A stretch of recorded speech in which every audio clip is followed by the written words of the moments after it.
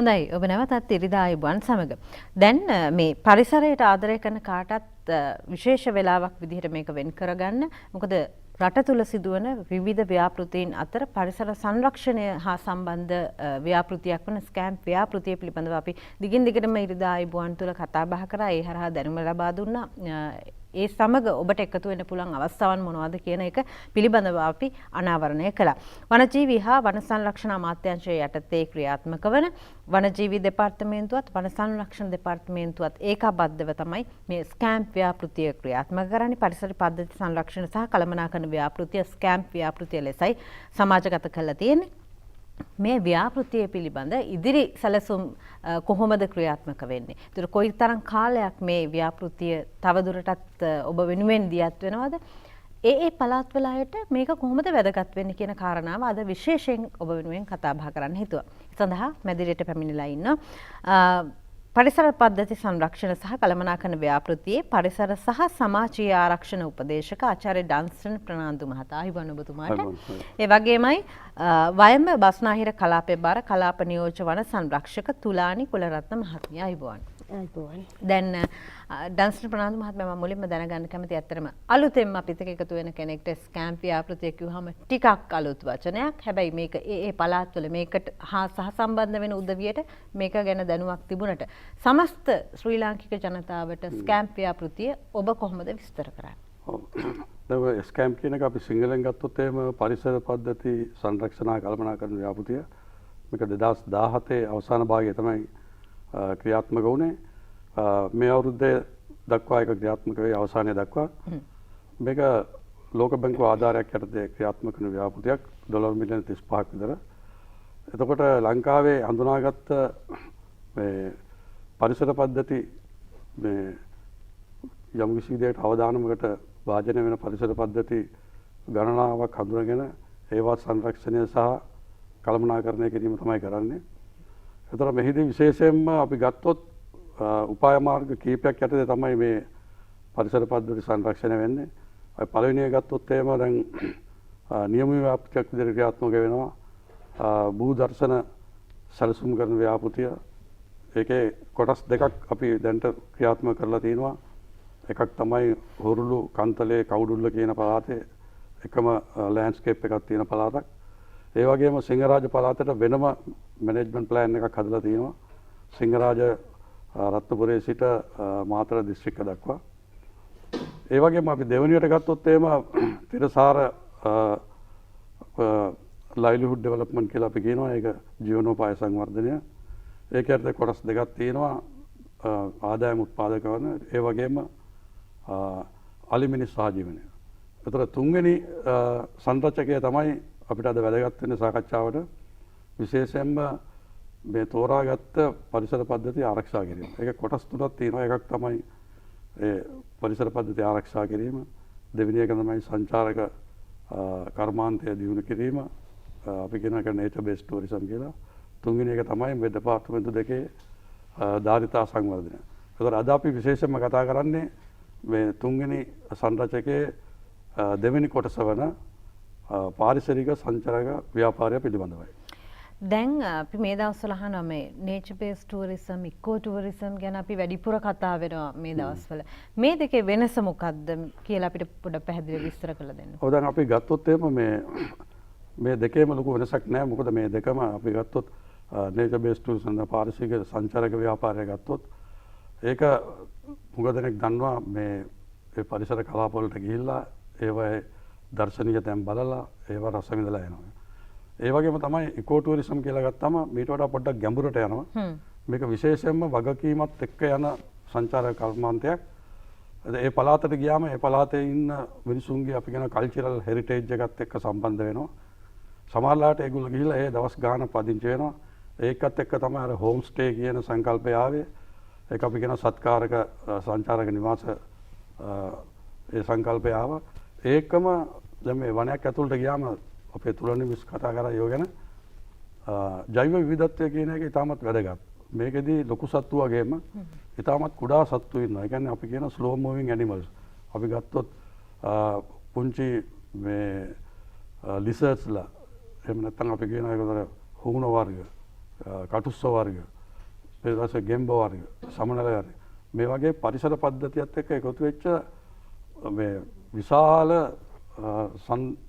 පරිසර සංරක්ෂක වැඩසටහනක් තියෙනවා. ඒතර මේකද එකතු වෙලා තමයි ඉකෝ ටූරිසම් එක යන්නේ. නිකන් තැනකට ගිහිල්ලා ඒක රස විඳලා එනවා විතර නෙමෙයි. ඒ තැනට ගියාම ඒකේ තියෙන අධ්‍යාපන වටිනාකම, පාරිසරික වටිනාකම, ජෛව විවිධත්වය, මිනිසුන්ගේ සංස්කෘතික එක එකතු වෙලා එන මහා විශාල ඒරියා එකක් තමයි මේ ඉකෝ ටූරිසම් කියන එකෙන් අදහස් කරන්නේ. දැන් මේ සංචාරක ව්‍යාපාරය එක ගත්තාම මේ පරිසර සංචාරක ව්‍යාපාරයට වන සංරක්ෂණ දෙපාර්තමේන්තුවෙන් ලොකු දායකත්වයක් ලබා දෙන්න ඕනේ සහ ඒ ලොකු වගකීමක් තියෙනවා ඒ සඳහා. ඒ වගකීම කොහොමද ආයතනය විසින් මේ වෙනකොට ක්‍රියාත්මක කරන්නේ බාර අරගෙන තියෙන්නේ? ඔව් අපි කතා කරොත් එimhe වන සංරක්ෂණ දෙපාර්තමේන්තුව මගින් කොහොමද වන සංරක්ෂණ දෙපාර්තමේන්තුව යටතේ තියෙන වනාන්තරවල මේ පාරිසරික සංචාරක ක්‍රියාකාරකම් සිදු කරන්න කියන එක මූලිකවම මම පටන් ගන්නම්. අපි ගත්තොත් අපේ තියෙනවා ජාතික වන ප්‍රතිපත්තිය. 1995 තමයි මේ වන ප්‍රතිපත්තිය සකස් කරලා තියෙන්නේ. ජාතික වන ප්‍රතිපත්තිය අරමුණ 3ක් තිබුණා. ඒකෙන් පළවෙනි අරමුණ ගත්තොත් ඒකේ තියෙන්නේ මේ ජෛව විද්‍යාත්මක, ජල විද්‍යාත්මක සහ ඓතිහාසික වටිනාකම් සංරක්ෂණය කරලා වනාන්තර ආරක්ෂා කිරීම. බොහොම සරලව කිව්වොත් මේ ස්වභාවික වනාන්තර පරිසර පද්ධතිය අර ඩන්ස්ටන් මහත්තයා කිව්වා වගේ පරිසර පද්ධතිය ආරක්ෂා කරන්නේ කොහොමද කියන්නේ. ඒකේ තුන්වෙනි අරමුණ අපි ගත්තොත් ඒකෙන් අපි කියනවා මේ වනාන්තර වන විද්‍යාත්මක ක්‍රියාකාරකම් වල ප්‍රතිලාභ කොහොමද අපි ග්‍රාමීය ප්‍රජාවට ඒ වනාන්තර ආශ්‍රිත ජීවත් වෙන ග්‍රාමීය ප්‍රජාවට ලබා දීලා ඒ තුලින් ඒගොල්ලන්ගේ ආර්ථිකය වැඩි දියුණු කළ රටේ ජාතික ආර්ථිකයට ඉවහල් වෙන්නේ කියලා. මෙන්න මේ අරමුණු දෙකට සමගාමීව ජාතික වන ප්‍රතිපත්තියක් හඳුනගෙන තියෙනවා මේ වනාන්තර පරිසර පද්ධති වලට හානියක් නොවන අයුරින් පරිසර සංචාරක කටයුතු ක්‍රියාත්මක කිරීම කියලා. මෙන්න මේ ජාතික වන ප්‍රතිපත්තිය සහ අරමුණු වලට සමගාමීව වන සංරක්ෂණ දෙපාර්තමේන්තුව යටතේ තියෙන වනාන්තරවල පරිසර සංචාරක කටයුතු සඳහා විභවයන් තියෙන ස්ථාන හඳුනා ගැනීම කරලා මේ වෙන විට ස්ථාන 24ක් විතර මම හිතන්නේ කට්ටි ගොඩක් වෙලාට මහජනතාව දන්න දැනටත් යන කන්නెలిය සිංහරාජ නකල්ස් මන්දාරන් නුවර කියලා ගොඩක් දැන් වඩා ආකර්ශනීය වෙලා තියෙන ස්ථාන. මේ වගේ ස්ථානවල පරිසර සංචාරක කටයුතු සිද්ධ කරනවා. යාමනයක් සහිත සංචාරක ක්‍රියාකාරකම් තමයි සිද්ධ කරන්නේ. දැනට අපි ගත්තොත් අපි මේ සංචාරක ක්‍රියාකාරකම් කරනකොට වන සංරක්ෂණ දෙපාර්තමේන්තුව වන සංරක්ෂණ ආඥා පනත යටතේ වර්ගීකරණය වන වනාන්තරවල අපිට නෛතික ප්‍රතිපාදන යටතේ ලබා දෙන්න පුළුවන් ක්‍රියාකාරකම් හඳුනාගෙන පරිසර පද්ධතියට හානියක් නොවන ක්‍රියාකාරකම් තමයි ඒ ස්ථානවලට අපි ක්‍රියාත්මක කරන්නේ. දැනට අපි ඔය පරිසර පද්ධති නිරීක්ෂණය, සත්වා ශාක ප්‍රජාව නිරීක්ෂණය නැරඹීම සහ ඒ වගේම කුරුල්ලන් නැරඹීම, බර්ඩ් වොචින් කියන එක, ට්‍රැකින්, කඳු නගින වගේ ක්‍රියාකාරකම් අඳුනගෙන ක්‍රියාත්මක වෙමින් පවතිනවා දෙපාර්තමේන්තුවේ යටතේ. දැන් අපි මේ කතාබහ ආරම්භයට කලින් මේ ගල්විල පරිසර උද්‍යානය ගැන අපිට අහන්න ලැබුණා. ගල්විල පරිසර උද්‍යානය ගැන මේ මීට කලින් නම් ඇත්තටම අපි ලොකුවට කතාබහ කරනවා තියා අහලා තිබුණෙත් නැති තරමට. දැන් මේ සම්බන්ධයෙන් අලුත්ම ප්‍රවණතාවය මොකද්ද? කොහොමද ඔබතුමිය මේ අපිට මේක හඳුන්වලා දෙන්නේ? අලුතෙන්ම මේ සංචාරක ව්‍යාපාරයට එකතු වෙලා ඉන්න අයට ඒක කොහොමද වැදගත් වෙන්නේ? මම හිතන්නේ ගල්විල පරිසර උද්‍යානය ගැන කතා කරොත් මම මුලින්ම කියන්න ඕන වන සංරක්ෂණ දෙපාර්තමේන්තුව පරිසර සංචාරක කටයුතු පටන් ගන්නකොට මුලින්ම නියම ව්‍යාපෘතියක් විදිහට තමයි මූලිකව කරලා එක අධීරයන් යටතේ තමයි ඒවා අපි ඊළඟ ක්‍රියාකාරකම් දියුණු කරන්නේ. මොකද ඒ වනාන්තර පරිසර පද්ධතියට දරා ගැනීමේ ධාරිතාව ඉක්මවා නොවන වයිරින් තමයි ඒ ක්‍රියාකාරකම් අඳුනගෙන විද්‍යාත්මක විදිහට අපි කටයුතු කරගෙන යන්නේ. ඉතින් ගල්විල පරිසර වනෝද්‍යානයේ ඇත්තටම අපි ස්කෑම්ප් ව්‍යාපෘතියේ අපේ දායකත්වයෙන් තමයි 2017 විතර පටන් අරගෙන වර්ෂයේ විතර අපි ආරම්භ කරලා 2020 වෙනකොට මහජනතාවට නිරීක්ෂණ චාරිකා සඳහා ඕපන් කරා. අපි මේ තියෙන ස්ථානය ගත්තොත් පුත්තලම දිස්ත්‍රික්කයේ මම හිතන්නේ ඒක ගොඩක් අපේ මහජනතාවට වැදගත් වෙයි. පුත්තලම දිස්ත්‍රික්කයේ කරුවලගස්සව නවගත්තේකම කියන ප්‍රාදේශීය ලේකම් කොට්ටාශවල තමයි මේ වනාන්තර තියෙනවා. වීරක්කොඩි චෝලේ සහ වන්‍යාගම කියන රක්ෂිත වනාන්තර දෙක හෙක්ටයාර් 33000ක් විතර තියෙනවා. මේ දෙක මූලික කරගෙන තමයි මේ වනෝද්‍යානයේ මේ අපි පිහිටවල තියෙන්නේ. පුත්තලම අනුරාධපුර මාර්ගයේ 23 කණුවාසල අපේ කාර්යාලය සහ ප්‍රවේශ පිවිසුම් මාර්ගයේ තියෙනවා. එතනින් මෙතෙන්ට ඇතුල් වෙන්න පුළුවන්. ඕනෑම ශ්‍රී ලාංකික හෝ විදේශීය ඕනෑම කෙනෙක්ට මේ ශ්‍රී ලාංකීය විදේශීය දෙගොල්ලන්ටම අපි දැනට නිරීක්ෂණ චාරිකා. ඒකට අපිට ග්‍රාමීය ප්‍රජාව අපිට සහභාගීත්වය ලබා දීලා ඒකට අවශ්‍ය පහසුකම් සපයනවා. එතෙන්දී මට කියන්න ඕන දෙයක් මේ ගල්විල පරිසර උද්‍යානයේ සුවිශේෂී දෙයක් තියෙනවා. මේක වනෝද්‍යානයේ ඇතුළට ගිහාම මේකේ තියෙන විවිධ වැව් කුඩා වැව් පොකුණු අපි මේ ස්කෑම් ව්‍යාපෘතිය යටතේ මේවා ඇත්තටම නැවත නඩත්තු කරලා මේ අපි මේක අපි සුදුසු තත්ත්වයට වනජීවීන්ට සුදුසු වාසස්ථාන අපි ඇතුළත් කරලා තියෙනවා. ඒක වැඩි දියුණු කරලා තියෙනවා. මේ අපි දකින්නේ එහි කොටසක්ද? ඔව් ඔය ඒ ගල්විල පරිසර වනෝද්‍යානයේ කොටස් තමයි අපි මේ දකින්නේ අපේම. ඔව්. පුත්තලම ඒ කියන්නේ ඕනම කෙනෙක්ට යන්න පුළුවන්. ඒ පහසුකම තියෙනවා. විශේෂයෙන් දරුවන්ට බලන්න දෙන්නම ඕනේව මේවා. අපේ මේ සංචාරක ව්‍යාපාරයත් එක්ක ඉන්න අයත් විශේෂයෙන් මේ ගැන දැනුවත් වෙන්න ඕන. සහ අපි මෙතෙන්දි වැඩිපුරම කතා වෙන්නේ මේ වගේ ගමනක් යනකොට ඉතින් ආරක්ෂාව මඟ පෙන්වීම කියන එක අතිශය වැදගත්. ඒවා සියල්ල සූදානම්ද? ඔව් වන සංරක්ෂණ දෙපාර්තමේන්තුව විසින් මම කිව්වේ ග්‍රාමීය ප්‍රජාවේ සමග එකතු වෙලා මඟ පෙන්වන්න සහ මඟ පෙන්වන්නන් හැම කණ්ඩායමකටම ලබා ගන්න පුළුවන්. ඇතුළට යනකොට ඒ වගේම මේකේ අපි තව තියෙනවා මීට අමතරව මට කියන්න ඕන පරිසර පද්ධතියට අමතරව මේක තියෙනවා ඓතිහාසික වටිනාකම් තියෙන ස්ථාන. පුරාවිද්‍යා වෘත්තාන්ත එක්කෙනෙක් කුවේණී සහ එයාලගේ අර කණ්ඩායම් ජීවත් වුණා කියලා ආදිවාසී මේ තියෙන වෘත්තාන්ත එක්කේන සාලි අශෝකමාලා වෘත්තාන්ත තියෙනවා විලඳගොඩ වගේ ස්ථානවල මෙන්න මේ වගේ ලුණු කන්ද කියලා ඒ තියෙන අපේ ස්ථානට ගියාම මුළු පරිසරයම නරඹන්න පුළුවන් තැනක් තියෙනවා. ඉතින් එතන අපි අපේ වන සංරක්ෂණ දෙපාර්තමේන්තුවෙන් ප්‍රවේශ පත්‍රයක් ගන්නකොට සංචාරක මඟ පෙන්වන්නෙක් ගමේ ඒ ගම අපට තියෙන ගම්මානවල ප්‍රජාමූල සමිති වලින් තමයි මේ මඟ පෙන්වන්නන් ලබා දෙන්නේ. ඒගොල්ලන්ට මොකද දැනුමක් තියෙනවා වනාන්තරය සම්බන්ධව මඟ පෙන්වන්නෙක් ලබා දෙන්න පුළුවන්. හරි. එහෙනම් ඔන්න ඔබට හොඳ අවස්ථාවක්. ගල්විල පරිසර උද්‍යානයත් දැන් ඔබට විවෘතයි. ඒ වගේම මේ ඉකෝ ටුවරිසම් පරිසර සංචාරක ව්‍යාපාරයේ ස්ථාපිත කරනදී වන සංරක්ෂණ දෙපාර්තමේන්තුව ඕනෑම ආයතනයක් ගැටලු වලට මුහුණ පානවා. ඇත්තටම ඔබ ඍජුව මුහුණ දීපු ගැටලු මොනවද? ගැටලු තියෙන කිහිපයක් ගත්තොත් අපි මූලිකවම අපි වන සංරක්ෂණ දෙපාර්තමේන්තුව අලුතින් පරිසරික සංචාරක කටයුත්තක් ආරම්භ කරනකොට යම් ස්ථානයක මම හිතන්නේ මුලින්ම අපිට තියෙන සම්පත් කියන එක ගැටලුකාරී සාධකයක් වෙනවා. මොකද මානව සම්පත් දැන් තියෙන ක්‍රියාකාරකමට ඔබෙන් ගිහිලා අලුත් ක්‍රියාකාරකමකට මානව සම්පත් වෙන්න පුළුවන්. අනිකුත් සම්පත් අපිට අවශ්‍ය වෙනවා. ඒ වගේම අපිට අවශ්‍ය ප්‍රතිපාදන සමහරලාට සීමිත වෙන්න පුළුවන්. මෙන්න මේ කටයුතුත් එක්ක අපි යනකොට ඒක වගේම තව මම දැකපු දෙයක් තමයි ඉල්ලුම කියන එක. පරිසර සංචාරක ක්‍රියාකාරකම් වලට ඉල්ලීම වැඩි වෙනවා. හැබැයි වන සංරක්ෂණ දෙපාර්තමේන්තුවට අපිට වගකීමක් සහ තිරසර විදියට පරිසර සංචාරන කටයුතු කරන්න ඕනේ. ඒකෙදි අපිට සිද්ධ වෙනවා යම් යම් සීමා පනවමින් සීමිත මට්ටම් වලින් එක පියවර වලින් තමයි මේ සංචාරක කටයුතු සිද්ධ කරන්න වෙන්නේ. විශේෂයෙන්ම අපි ගත්තොත් එහෙම අපේ වන සංරක්ෂණ ආඥා පනතේ මේ සංරක්ෂණ වටිනාකම් හඳුනාගෙන තියෙන විවිධ වනාන්තර වර්ග අනුව ඒ කරන ක්‍රියාකාරකම් අපිට තීරණය කරන්න සහ ඒවා සීමිත කරන්න වෙන අවස්ථාවනුත් තියෙනවා. මෙන්න මේ වගේදී අර අනවසරයෙන් ඇතුල් වෙලා වගකීම් රහිත සංචාරකයන් මත ඇතිවන ගැටලුත් අපිට යාමනය කිරීමේ ගැටලුත් මතුවලා තියෙනවා. ඩාන්ස්ට්‍රීම් රාන්දු මහත්මයා දැන් අපි ග්‍රීන් ජොබ්ස් ගැන කතා කරනවා හරියට. මේක මේ හරිත රැකියා. හරිත රැකියා ගත්තාම පරිසර සංචාරක ව්‍යාපාරයත් එක්ක මේ හරිත රැකියා ගලපගන්නේ කොහොමද? හරිත රැකියා කොහොමද ඔබතුමා මේ නවක වෘත්තීන්ට පිවිසෙන්න බලාගෙන ඉන්න උදවියට හඳුන්වලා දෙන්නේ? ඔව් දැන් අපි ගල්විලම උදාහරණයක් ගත්තොත් දැන් ගල්විල කියන ඒ සංචාරක කලාපයවට අපි ඒ ප්‍රජාවත් එක්ක වැඩ කරනවා. ප්‍රජාමූලයන් 10කට වැඩි සංඛ්‍යාවක් දැනට පිහිටවලා තියෙනවා. ඒතර මේ ප්‍රජාමූලයන් 10ට ඒගොල්ලෝ එකතු වෙලා විවිධ කර්මාන්ත හඳුනාගෙන තියෙනවා. දැනට කුඩා ව්‍යාපෘති 30 ගානක් විතර මේ අවට ක්‍රියාත්මක වෙනවා. මේ ඔක්කොම පරිසර හිතගාමී.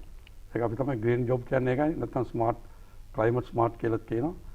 මේ වගේ පරිසර හිතගාමී මේ කර්මාන්ත 30 ගානක් විතර දැනට ක්‍රියාත්මක වෙනවා. ඔය ගල්විල අවට අපි සිංහරාජ කන්නෙලිය නකල්ස් ගත්තොත් මේවා මීට වඩා විශාල විදිහට යනවා. උදාහරණ විදිහට දෙන්න පුළුවන්ද හරිත රැකියා? ඔව් දැන් උදාහරණ විදිහට අපි දෙන්න පුළුවන් එකක් ගත්තොත් අපි ගමේ කාන්තාවන්ට ආදායම් වෙන මාර්ගයක් විදිහට අපි සත්ත්ව මේ පාලනය කරනවා ලයිස්ටොක් කියන එක කිරිහරක් නිෂ්පාදනය.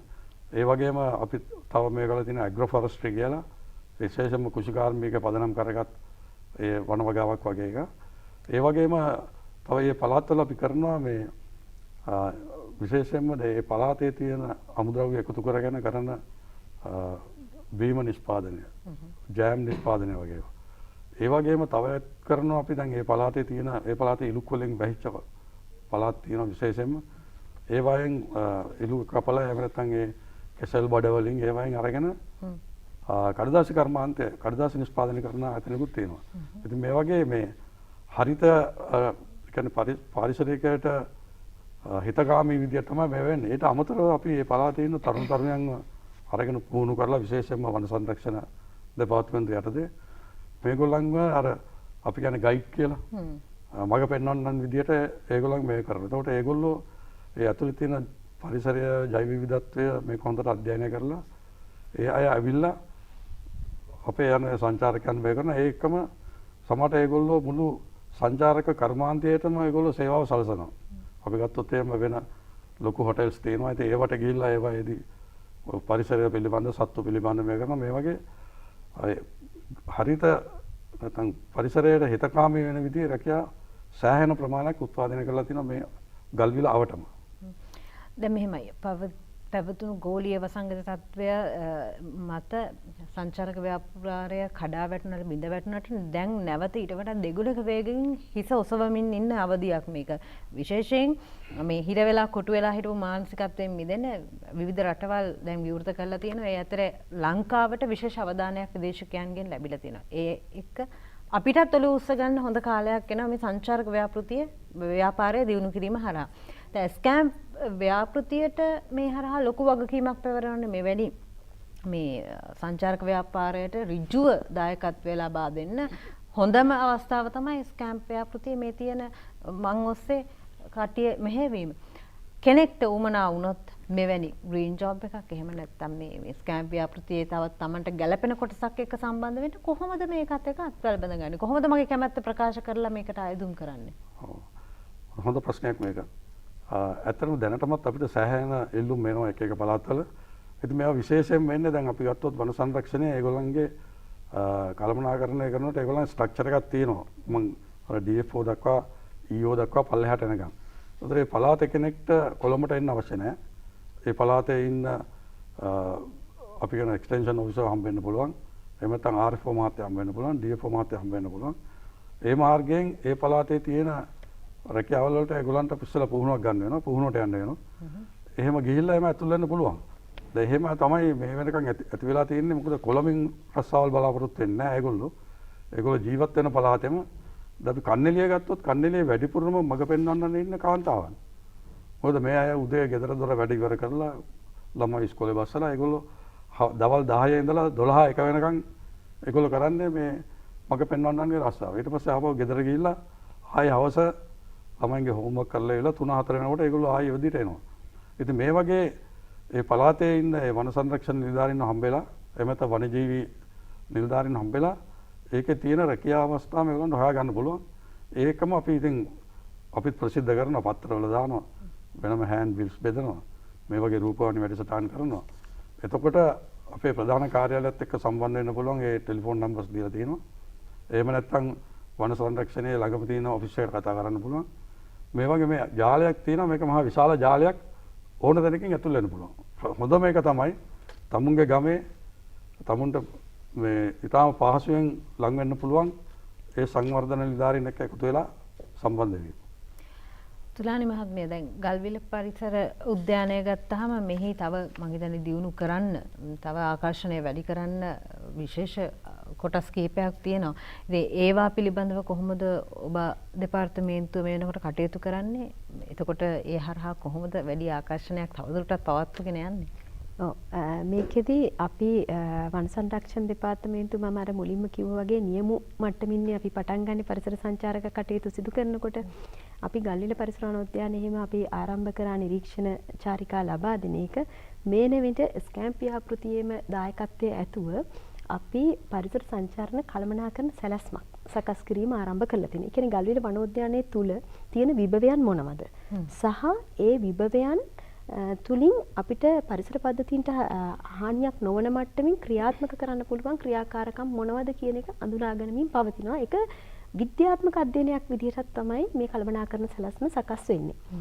මේ දිනවලත් ඒ කටයුතු සිදු වෙමින් පවතිනවා. මෙන්න මේ සැලැස්ම මත පදනම් වෙලා තමයි ඉදිරියට මෙම වනාන්තරය තුල ගල්විල පරිසර වනෝද්‍යානය තුල කටයුතු සංචාරක කටයුතු වැඩි දියුණු කරන්න වන සංරක්ෂණ දෙපාර්තමේන්තුව බලාපොරොත්තු වෙන්නේ.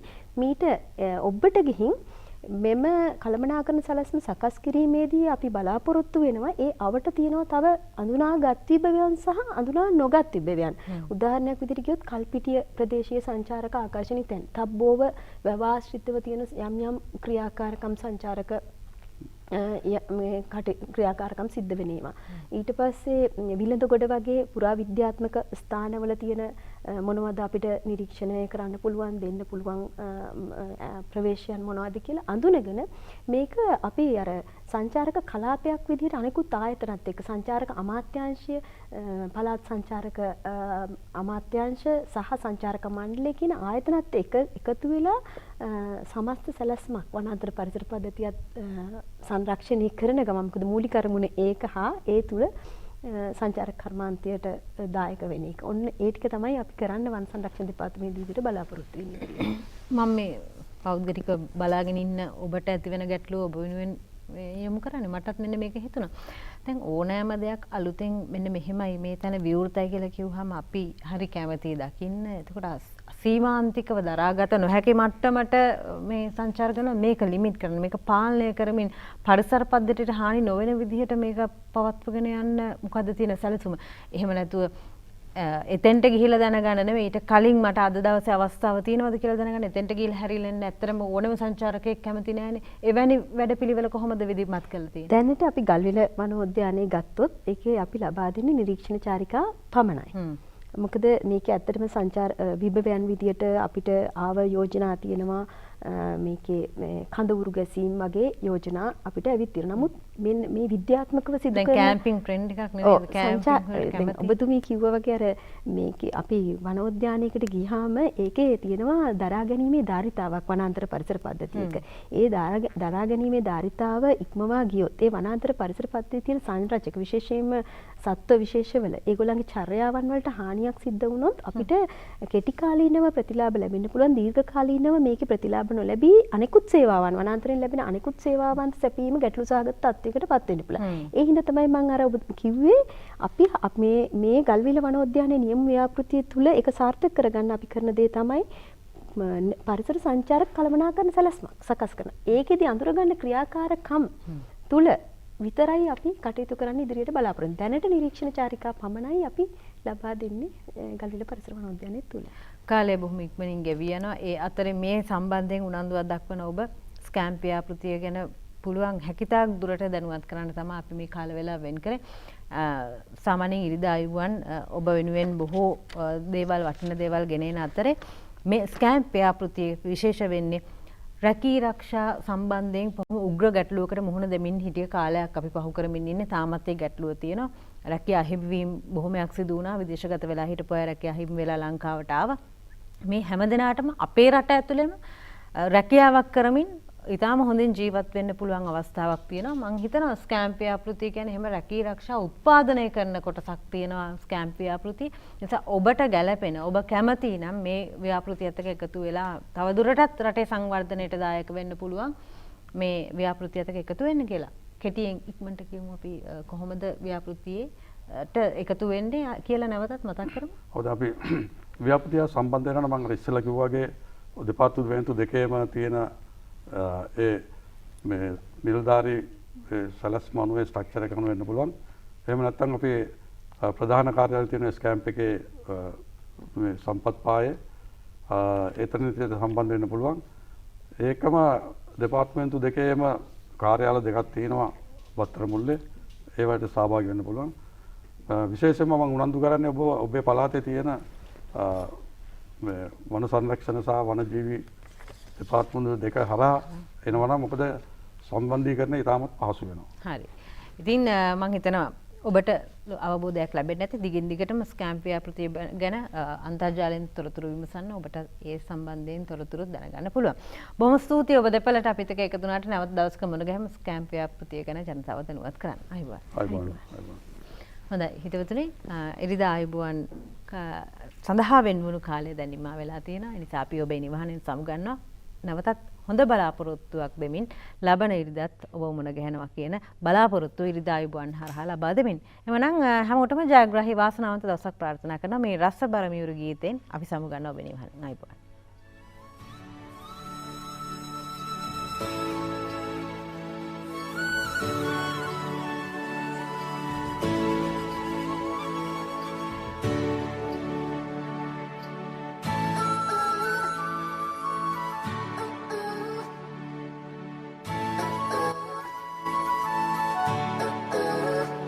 net දුලවන මත් කරවන සිත් බදවන හිතති පින්බර වූ ගම්මානෙට පායන සඳරු ඇති